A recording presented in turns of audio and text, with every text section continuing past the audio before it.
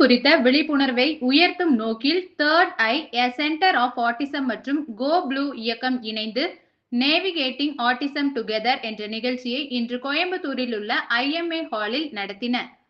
இந்த நிகழ்ச்சியில் ஆட்டிசம் கொண்ட குழந்தைகள் மற்றும் அவர்களின் குடும்பங்களுக்கு ஆதரவு வழங்கும் பல்வேறு அம்சங்கள் குறித்து விழிப்புணர்வு ஏற்படுத்தப்பட்டது.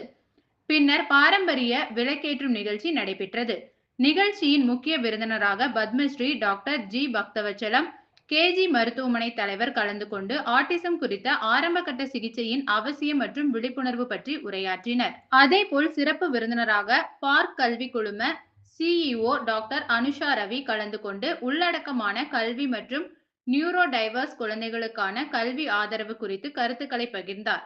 மேலும் நிகழ்ச்சியில் பிரபல விருந்தினர்களான தொகுப்பாளினி அர்ச்சனா சந்தோக் மற்றும் சின்னத்திரை நடிகர் அமித் பார்கவ் ஆகியோர் கலந்து கொண்டு ஆட்டிசம் குழந்தைகளை புரிந்து கொள்ளும் மனிதநேய பார்வையை எடுத்துரைக்கும் ஊக்கமளிக்கும் உரைகளை வழங்கினர். இந்த நிகழ்ச்சி மூலம் ஆட்டிசம் குறித்த சமூக விழிப்புணர்வு அதிகரிக்கும் என்றும் குழந்தைகளின் வளர்ச்சிக்கு ஆதரவான சூழல் உருவாகும் என்றும் ஏற்பாட்டாளர்கள் தெரிவித்தனர். வணக்கம், என் பேரு Saranya Rengaraj, director of third eye autism centre. ஆட்டிசம்ன்றது ஒரு நியூரோ டெவலப்மெண்டல் டிஸார்டர்.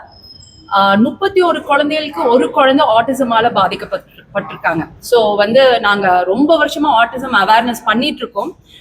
இந்த வருஷம் நாங்க என்ன நினைச்சோம்னா, ஓகே, ஆட்டிசம்ன்ற வேர்ட் ஓரளவுக்கு எங்களால கொண்டு போய் மக்கள் கிட்ட சேர்க்க முடிஞ்சது.